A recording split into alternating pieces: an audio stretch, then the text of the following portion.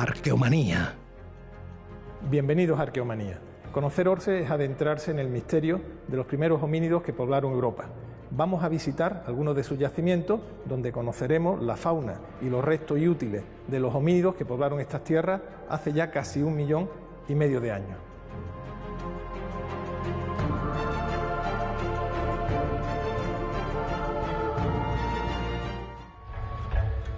Fragmentos.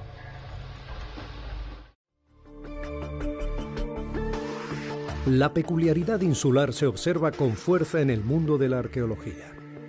Las Baleares tienen todavía mucha información por extraer y publicar. El primer fenómeno que hay que sopesar es que el registro arqueológico es original en cada isla, que es un mundo a veces concomitante con la isla cercana, aunque por lo general distinto.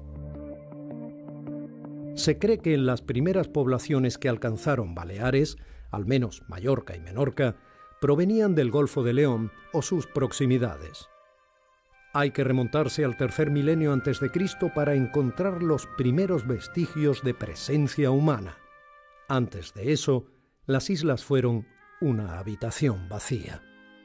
Como también se observará en el caso canario, los primeros pobladores llegaron hasta aquí con sus animales domésticos y plantas. Venían a colonizar un territorio del que conocían sus carencias. Las Baleares son precisamente las últimas islas del Mediterráneo en estar ocupadas y parece que llega el primer poblamiento en torno al año 2300 antes de la era. El Museo de Son Fornés, ubicado en un antiguo molino de Montuïri, cobija una destacada colección proveniente del cercano yacimiento homónimo. Lo que encontramos tanto en las casas como en los talayos es bastante homogéneo y sobre todo son cosas hechas con materias primas locales de fácil acceso. Luego encontramos herramientas hechas con piedra, molinos, morteros, luego algún punzón de hueso.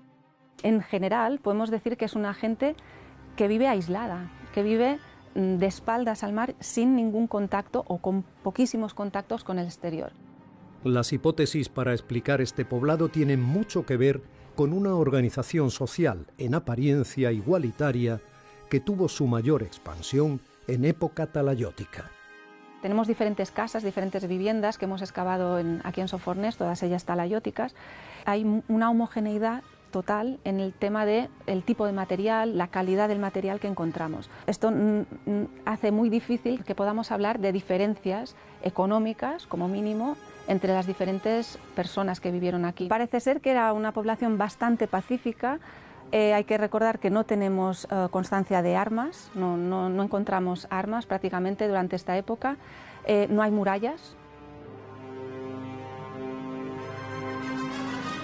Son unos edificios en forma de torre, construidos a base de grandes bloques de piedra. Pueden tener planta circular o bien cuadrada y desde la azotea de estos edificios pues se realizaban tareas de vigilancia, de control del territorio, de comunicación. Lo primero que construyen cuando llegan al sitio es precisamente el talayot, que es un edificio comunitario, es un edificio público. Y en torno a ellos, o en torno a los diferentes talayots, construyen, en el caso de Son Fornés, que no es el único, un muro muy grande, una especie de muralla, pero que no tiene la función defensiva, sino más bien de organizar urbanísticamente el entramado de casas que se disponen entre los diferentes talayots. Este mismo donde nos encontramos, que es el talayo número 1, tiene un diámetro de 17,5 metros y los muros son de prácticamente 5 metros de espesor, son muy grandes. Y justo dentro, bueno, ahora estamos en la cámara interna, hay un espacio útil de unos 30 metros cuadrados, 31, y en el centro está esta columna polilítica que tenía la función de aguantar el techo. Claro, las tareas de control y vigilancia se hacían desde arriba, desde el techo, obviamente, pero aquí dentro, por los restos de fauna encontrados durante su excavación, vimos que era un centro de manipulación y distribución de carne, básicamente de cerdo. Y bueno, vimos que aquí la gente habría consumido también parte de la carne de estos bueyes y cerdos, pero la mayor parte de las porciones de carne se habrían repartido a los diferentes miembros de la comunidad. Y claro, fruto de este acto de distribución, encontramos los restos, estos restos de fauna, van a parar a las diferentes casas. Pero el paso de los siglos fue mutando la naturaleza de esta sociedad y la presencia de una élite representada por los sonderos baleáricos cambió los usos y costumbres sociales. En la época talayótica sabemos que hacia alrededor del 550 antes de la era o antes de Cristo se interrumpe de forma repentina y bastante violenta, porque poblados como son Fornés, pero también otros poblados de Mallorca, pero también de Menorca, hay niveles de incendio, hay destrucciones repentinas. En ningún caso es una ocupación de una gente que viene de fuera, que cambian la forma de vivir, que sustituyen la población, no es en este sentido. Pensamos que simplemente es la misma comunidad, ¿no?, que van surgiendo estas desigualdades, este tipo de conflictos que acaban explotando. Los espacios religiosos, si bien identificados, no tienen aún un consenso interpretativo.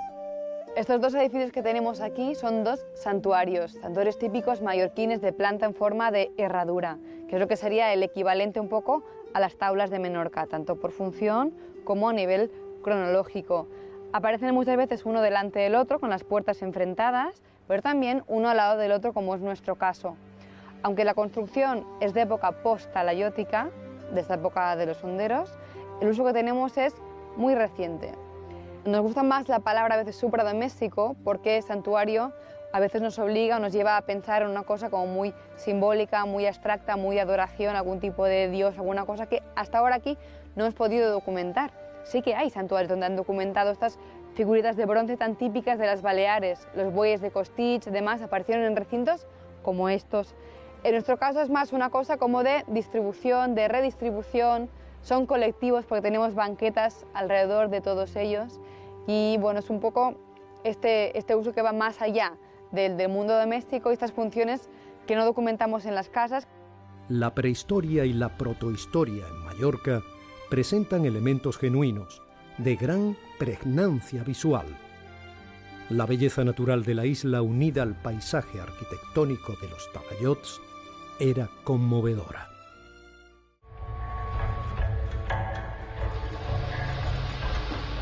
Carme Miró, responsable del Plan Bárquino.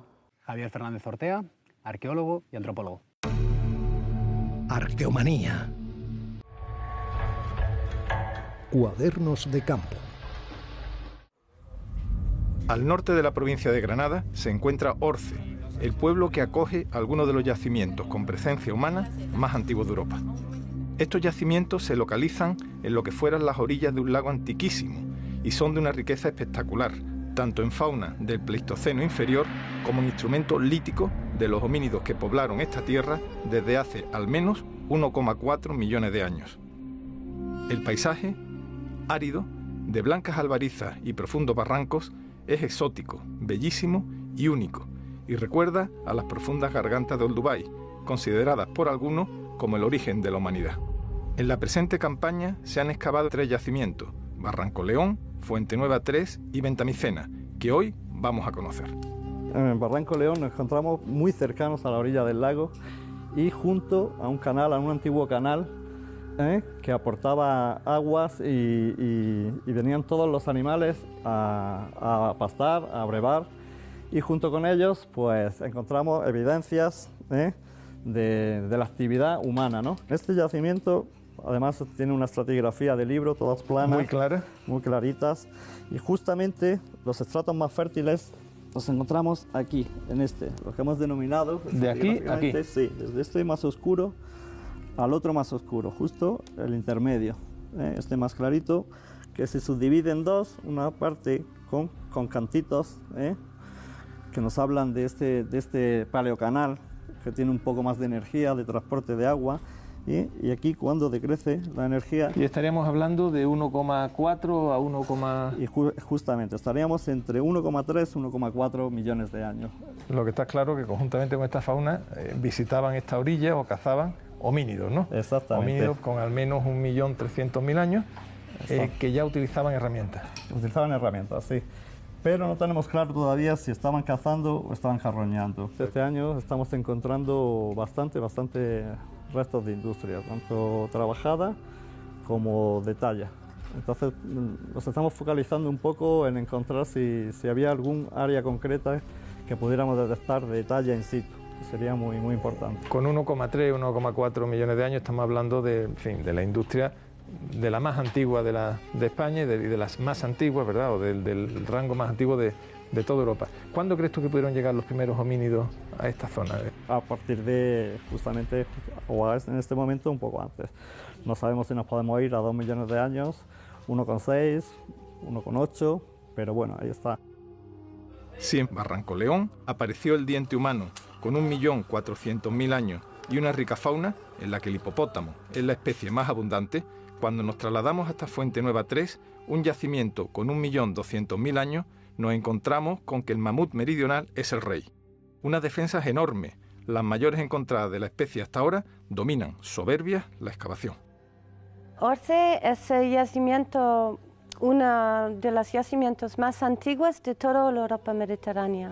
Aquí a Orce tenemos la colección más importante de industria lítica. Son los restos que tenemos de este periodo de Lolduense o de modo 1 en un contexto muy bien cuadrado en la cronología y en la estratigrafía. Estamos ahora mismo que tenemos homínidos y restos de diversos animales. Has dicho grandes mamíferos, algunos grandes no, algunos gigantescos, ¿no? Aquí en Fuente Nueva tenemos sobre todo muy representativa de esta parte superior del yacimiento, el mamutus meridionales, que era de talla muy grande. Podemos ver las dos defensas que están en la parte central. Es gigantesco, sí, de 9 tonos más o menos, pero también tenemos restos de bisonte, de rinoceronte, de caballos, de cervides y de muchos carnívoros también. Del momento no tenemos restos humanos, pero tenemos las industrias líticas, que son básicamente grandes herramientas en caliza local de aquí, y pequeñas lascas de sílex y algunos núcleos también. El yacimiento más antiguo es el de Ventamicena, con casi 1.600.000 años de antigüedad, que destaca por su alta concentración de fauna, en especial de carnívoros, aunque hasta ahora no se ha encontrado actividad humana alguna. Estamos hablando de más o menos entre 1,5 millones y 1.600.000 años de antigüedad. O sea, está un pleistoceno ya profundo. ¿Y qué fauna, qué nos está apareciendo? Aparece gran cantidad de carnívoros, tenemos especies de dientes de sable, tenemos hienas, diferentes cánidos, y también aparecen muchos ungulados, muchos herbívoros, que irían pues desde caballos, bisontes, diferentes especies de ciervos, algunos caprinos tipo antílopes, etc. El proyecto Orce contempla 4 campañas de excavación e investigación, coordinados desde la Universidad de Granada. Orce, sin duda alguna, se convertirá en un yacimiento fundamental para conocer la historia de los primeros homínidos europeos. Bueno, lo llevo bien, claro, una responsabilidad enorme, una responsabilidad porque la sociedad ha puesto en nuestras manos el privilegio de poder trabajar en unos yacimientos excepcionales. Orce es muy rico desde el punto de vista patrimonial, tanto arqueológico como paleontológico, que son claves para entender la primera dispersión de los homínidos fuera de África. Es un evento de primera magnitud dentro de los estudios de evolución humana y, por tanto, cualquier yacimiento que aporte información de calidad para dar respuesta a esas incógnitas, cuál fue la especie, cuál fue el modo de vida, por qué se dispersaron, cuáles fueron esas causas que hicieron que los humanos se extrañasen, ¿no? Salieran fuera de su lugar de origen, pues son fundamentales, ¿no? Tienen una dimensión única en el contexto europeo, en el contexto universal. ¿Estos homínidos de dónde vendrían? Yo creo que vienen por el corredor sirio-palestino, suben por el Próximo Oriente y luego quizá ya primero una dispersión hacia Asia y con posterioridad llegan a la parte occidental del continente eurasiático. ¿Estáis excavando en Barranco León, Fuente Nueva 3, Ventamicena, en algún yacimiento más o son estos 3? En principio tenemos estos 3 yacimientos abiertos. Para el año que viene está previsto también intervenir en otro, que es algo más antiguo que Ventamicena, que es el más antiguo de los que estamos trabajando ahora, que es Fuente Nueva 1. Pero a la par también estamos llevando... Nos vamos casi al millón... 2 millones de años. 2 millones, 1.800.000, 2 millones. 2 millones de años. Sería inicios del Pleistoceno. Hace 1,5 millones de años, una inmensidad en el tiempo, grandes animales vivieron en estas tierras, acompañados por unos inteligentes e inquietos homínidos, de los que aún sabemos muy poco. Orce, sus barrancos y sus yacimientos, posee la llave que nos abrirá la puerta de sus arcanos, que de alguna manera también son los nuestros. Paisajes arqueológicos.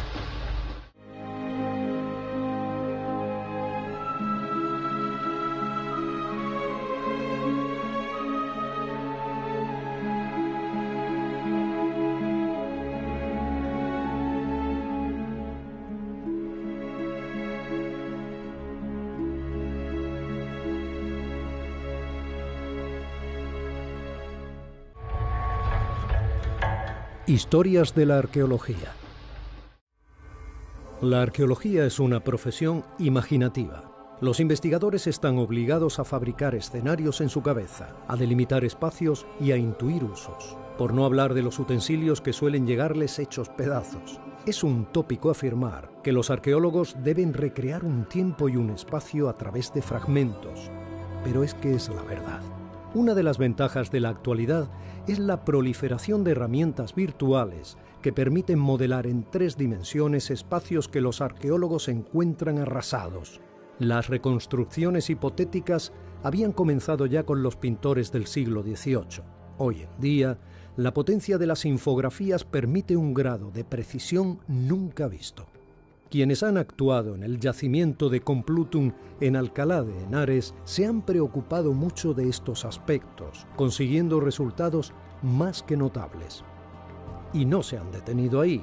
También han recrecido edificios en sus yacimientos, esto es, han vuelto a ponerlos en pie, al menos en parte, como en la Casa de los Grifos. Estas actuaciones tienen un gran poder divulgativo y de aproximación del público que ve el patrimonio arqueológico con otros ojos. Es una manera muy eficaz de acercar el pasado a los ciudadanos.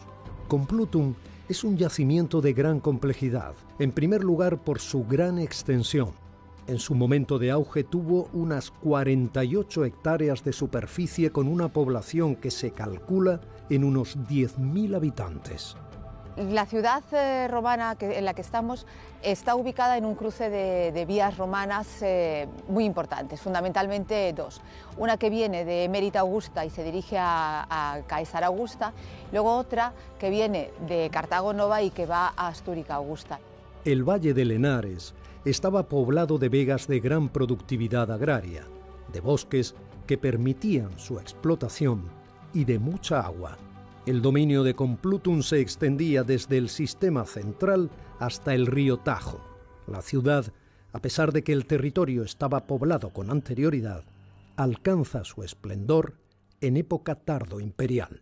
El centro peninsular, con la excepción de Emérita Augusta y Toletum, Mérida y Toledo en la actualidad, no ha recibido toda la atención que su verdadera importancia histórica merece. Los yacimientos del sur y el levante peninsulares, debido a sus dimensiones y número, han centrado históricamente la investigación. Pero en las 2 mesetas hay ciudades relacionadas con el tránsito de mercancías, como el Lapis Specularis o el oro. Poblaciones de gran valor estratégico que suponen una fuente de investigación de primer orden y una valiosa aportación al patrimonio histórico. Hablamos de Segovia, de Clunia, de Segóbriga o de la recientemente excavada Caraca. Complutum habría sido una sede burocrática de primer nivel en el centro de la península. El análisis de sus restos, la reconstrucción de sus espacios y edificios principales y todo el trabajo de interpretación nos deja ante una ciudad cuya actividad principal bien pudo ser la administración pública. Nosotros creemos que Complutum, en su importancia, en su desarrollo, tiene más relación con el hecho de ser un centro administrativo importante en el centro de España, desde el que se controla una parte importante del territorio, en lo que ahora mismo es Madrid, parte de Castilla-La Mancha, y que además eso, que ya es posiblemente así en el siglo I, seguramente se refuerza todavía más en el siglo III, en torno al mundo relacionado con las reformas de Diocleciano. Complutum posee un gran interés para acercarnos al esplendor y caída del imperio en Hispania y a la implantación del cristianismo. Algunos de sus yacimientos, como la casa de Hippolytus, aportan una gran información. La mayor parte de la excavación de Complutum se ha llevado a cabo en época reciente. La integración del yacimiento con la ciudad ha sido un reto.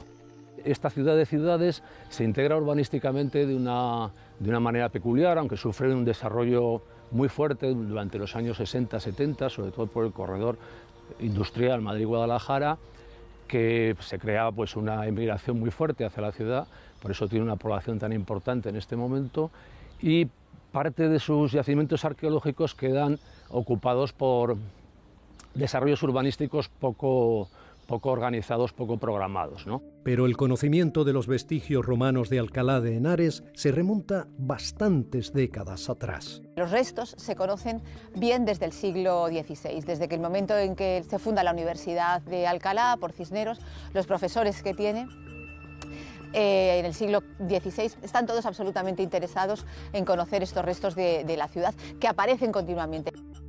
En el yacimiento de Complutum se trabaja restaurando sus grandiosos mosaicos.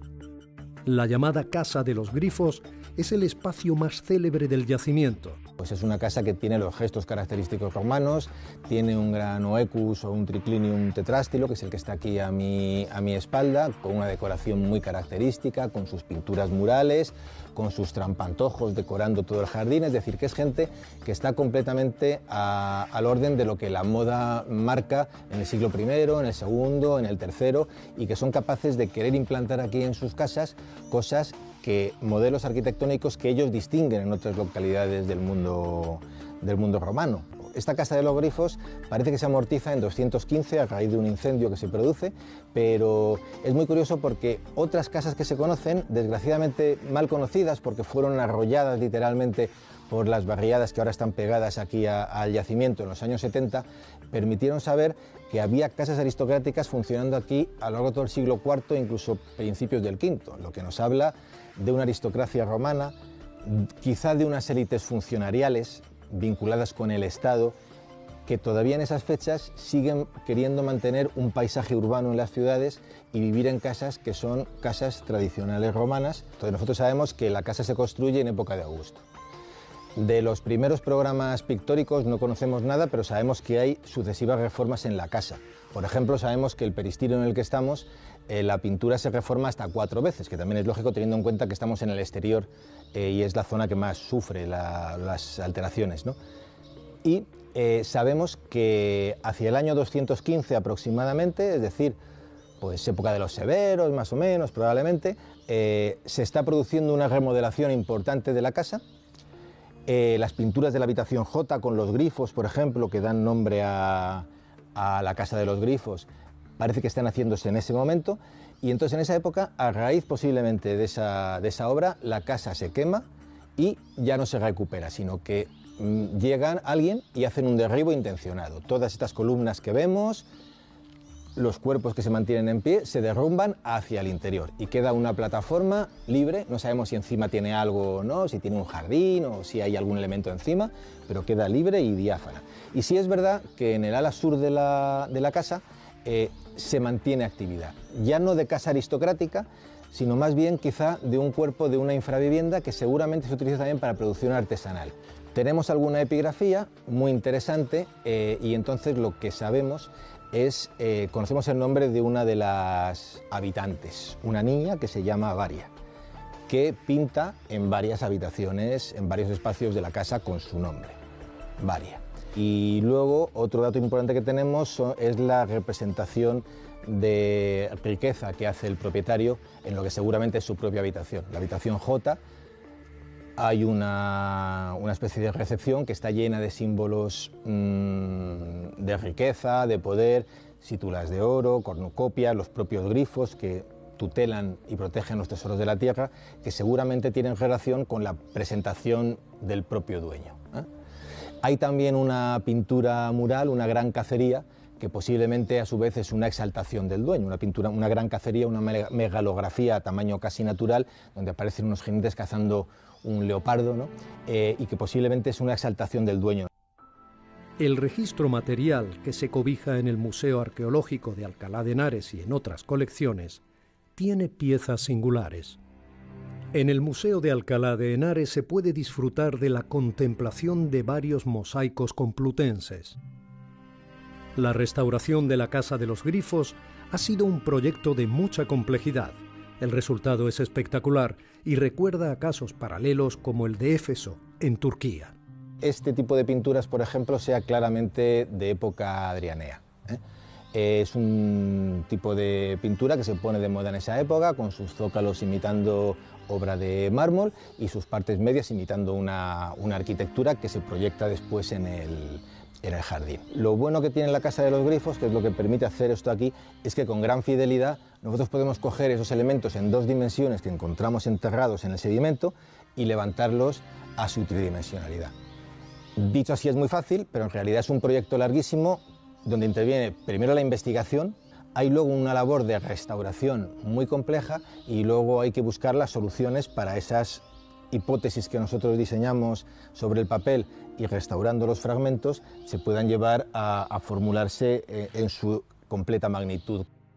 El conocimiento del mundo tardo imperial romano tiene en Complutum un filón para esclarecer qué ocurrió en Hispania en su época final. Palabra de arqueólogo. Las caligae eran las sandalias que empleaban las legiones de Roma y sus cuerpos auxiliares. Se confeccionaban con cuero. Las suelas iban plagadas de tachuelas de hierro. Los legionarios caminaban, estando en campaña, una media de 20 kilómetros diarios calzando estas caligae. Era habitual que los soldados usaran calcetines bajo estas sandalias. El apodo del emperador Calígula procede de este tipo de calzado.